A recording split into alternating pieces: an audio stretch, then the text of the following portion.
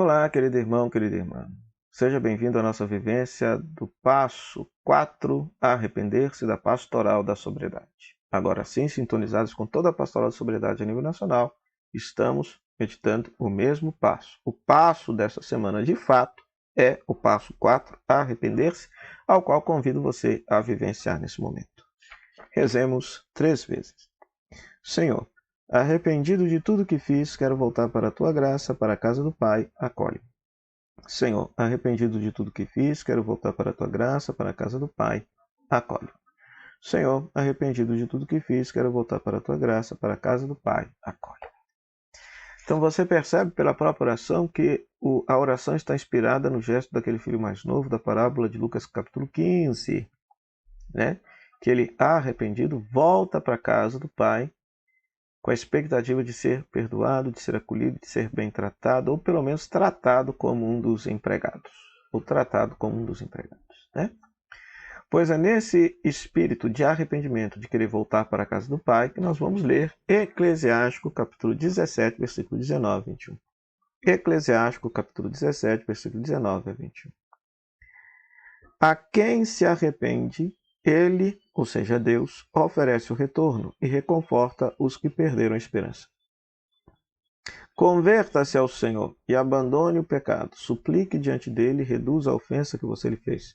Volte para o Altíssimo, vire as costas para a injustiça e deteste profundamente aquilo que ele abomina. Palavra do Senhor, graças a Deus. Pois muito bem.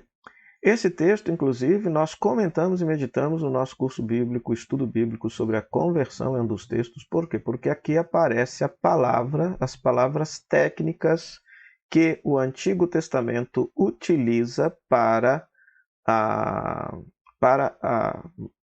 pensar a ideia da conversão, né?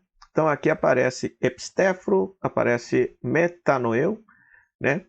Que tem o sentido de voltar.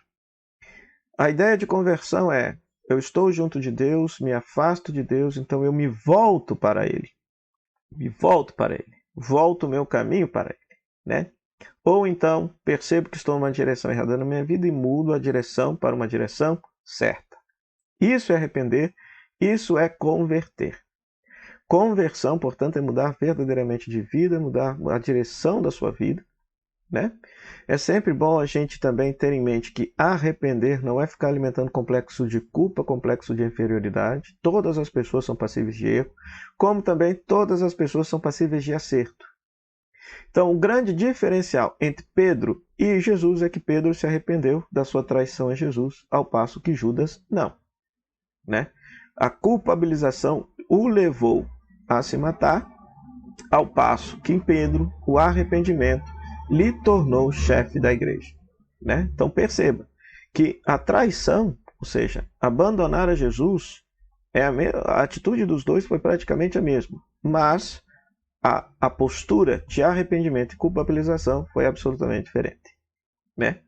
Pois esta palavra, portanto, nos ensina que a quem se arrepende do seu pecado, Deus está disposto a perdoar. Então, por isso, o autor pede: volte sinceramente para Deus, abandone sua vida de pecado e injustiça e volte para a vida liberta dos filhos e filhas de Deus. Volte novamente para viver a sobriedade que Deus deseja para todos os seus filhos e filhas. E deteste aquilo que ele abomina.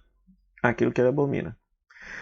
Toda vez que aparecer o verbo abominar ou o substantivo abominação no Antigo Testamento, normalmente este verbo e essa palavra tem a ver com os cultos idolátricos, com a idolatria, ok?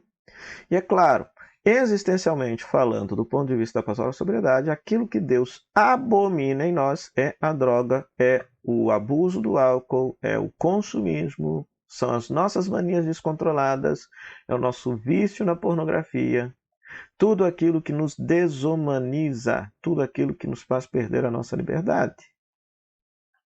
Então, querido irmão, querida irmã, precisamos verdadeiramente nos voltar destas coisas e voltar para Deus. Repito, nos voltar destas coisas, ou seja, dar as costas para todas essas situações e nos voltar novamente para Deus, para a sua justiça, para a sua liberdade.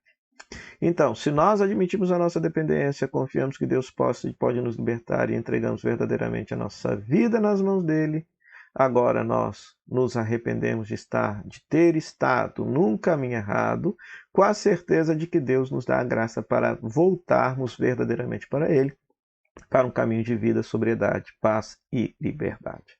Então, querido irmão, querida irmã, que nesta semana possamos fazer esta sincera e verdadeira experiência de conversão.